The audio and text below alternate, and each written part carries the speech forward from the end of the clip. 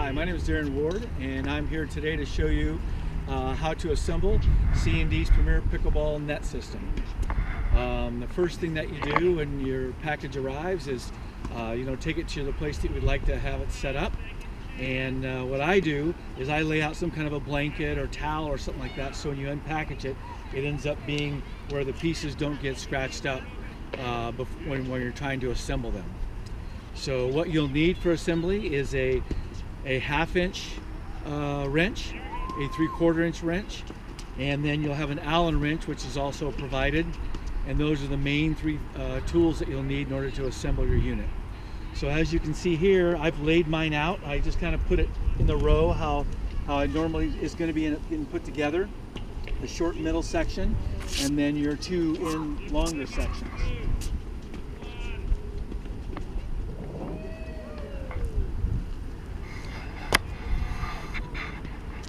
So the package, of course, comes with 4 wheels that are stainless steel wheels that have brakes on them. Those go on the outside sections, and then 1 wheel for the middle that you'll get. This goes for your middle section, so they're easy to tell apart, of course, by the brake and the 1/2 inch threaded rod that's on here. So I usually start with this one right here and get all 4 of those on. So when I get it, each end of this has a cap, the plastic cap that'll go on when you're done doing it. And this one's already on, as you can already see, but the reality is that simply just take off the nut and washer, and then you'll put it up through the pre-designated hole. It's not very heavy when it's sitting on the ground. Put it up through the pre-designated hole, and then you'll put the washer on and the nut on, and then tighten it with your 3/4 inch ratchet. I find that a regular open or closed end wrench works well, and then I use another small thin one that'll hold on to this particular part on the bottom for tightening. So it's kind of thin, again 3/4 of an inch. So if I place that on the bottom for my final tightening and put my 3/4 inch on there, then when I finish tightening it up real tight, this holds it in place. Tighten it real strong. And for those that want it really maintenance free, before you do finish tightening, you can put a little dab of not the red, but the blue Loctite on there, and then that'll stay really secure for a long time. And then when you're done with that, it comes with 4 of these plastic inserts. They're just caps, and they just go on the end, and you just kind of pop them on with your wrist like that. And then that's all there is to putting on this outside wheel. And then you just repeat that process for all 4 sides, and that's it for the main part. When I complete that, I go to the smaller section, the 6-foot section that's in the middle. And again, for this one, it just has a plate that's already pre-welded on here, and there is 4 screws for this here. I'll go ahead and loosen one up here. They're just 1/2 inch, 1 inch long stainless steel, and they have a washer and they have a lock washer on it. And I just put it on, one at a time. And they're pre-threaded. There's no nut on the other side, of course. And you can probably see on this one here, there's just a washer and a lock washer that goes on there. And then tighten them up until they're really secure. One person can put this together. It always helps, like with anything with 2. But I just tighten it till it stops. Don't over tighten it or strip the threads out or anything. That's plenty good enough. Then also on the bottom of this is set screws. There's 4 of them, and you'll get a package of them. They're 1/2 inch set screws, and we'll use those to tighten it when the pieces slide together. So you'll get those, and they're real short, probably only about 3/4 of an inch long, and just stick the Allen wrench in there, or you can start them with your hand actually, kind of get it going. And then what I do is I don't put them all the way in, but I tighten them down a little bit and just leave a little bit of thread sticking out. And then this part is ready to assemble. So we have on all 4 of our outside wheels, like this. We just put on our center wheel, and we put in our 4 set screws in the main bar. And that's all there is to the pre-assembly before I slide the framework together. Now, one of the good things I want to point out about putting the frame together is you don't have to worry about measuring anything. What we've done is pre-welded on a stop right here. So when I slide this together, it just slides over this, the middle bar does, and it hits right here, and you'll know you're in exactly the right position. And I'll demonstrate that for you right now. So I just take the center bar, kind of balance it on the wheel a little bit, on my foot, take this, and just barely begin to slide it in, and it'll hold itself right there. But then just continue to slide it in until it hits that bar right there, and you'll hear it kind of make a clunk, and you know you're in the exact right position. Then I continue that process with the other side. I just pick it up, slide it in the deal, feel there's the center stop. Don't get your finger pinched in there, by the way, and slide it together. There it's at the stop.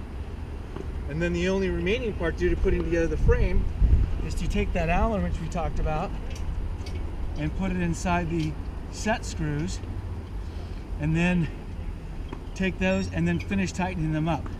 And again, you don't need them super tight, just make them so they're nice and snug. Repeat the process for all 4 of them, and then basically your framework is complete. And then we'll just put on the net. So yeah, just complete that with all 4, and your framework is ready to go. Ready to install your net.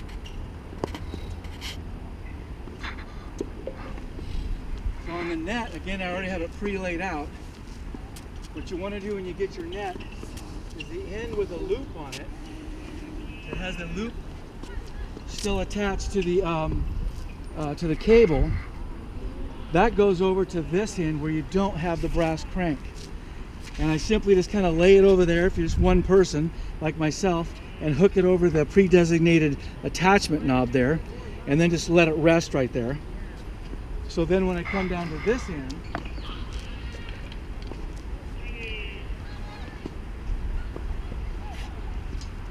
this end doesn't have the loop, so you know that that goes on the end that has the brass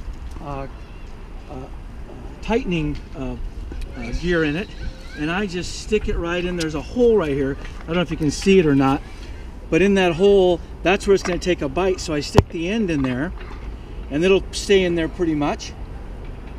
And then I just hold onto it and it kind of get it started, and then it'll take a bite on itself, and it locks itself on there. So then I continue just cranking this up until the net is semi-tight. You don't need to have it at the right particular height at this time at all. Just tighten it up enough to put some tension on it so we can attach the center strap in the proper place.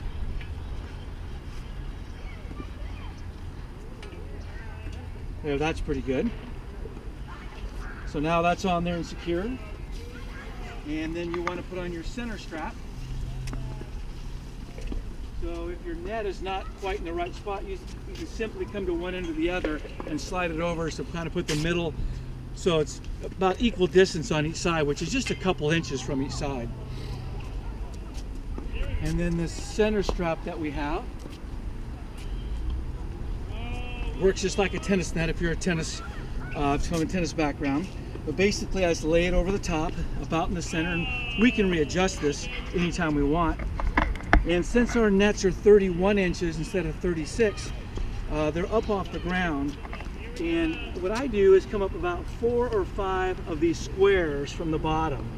So I count up maybe, 1, 2, 3, 4, but 4 or 5 is good. And then I stick the other side of the strap through it, connect this onto the pre-designated middle point, and then and then hook this back on the net. So if I just kind of feed it through here and hook it on so it's secure like that. So, and then we're going to end up tensioning this to the proper height of 34 inches when we're all done. But that's the basic setup for it. Then I can come back, redo my crank, tighten this up, and then adjust my strap so I have 36 inches on the outside and exactly 34 inches in the middle. And then that's the main part of my net. And then the only other part, of course, would be to attach the ends. And there's lots of ways of doing this. Probably every tennis place you go to and pickleball place does it a little bit different. But I kind of like the weave method where it makes the little triangles. So what I do is there's attachment points all on the inside of here, and any of them you use is fine, but I like to just come around my first bar and stick it back through the first grommet here, and then I just kind of keep weaving it through, you know, making them about equal distance apart so it makes a little triangle. I pull them back through, and then I look at where I'm at and go, well, that's probably pretty good right here. And then stick it back through, kind of fold it over and push it through like that. Helps it with getting through like that. And then come back down.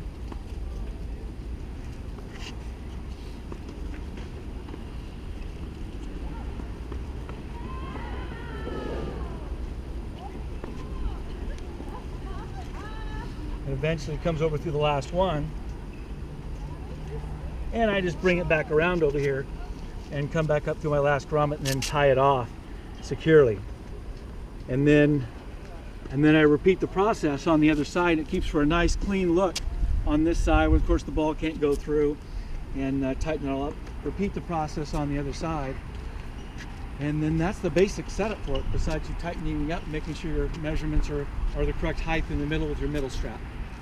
And then absolutely, if you have any questions, please feel free to call us directly. And I'm always available. My cell phone is on our website, and I'll be able to assist you with any other questions you might have on the setup. Thank you.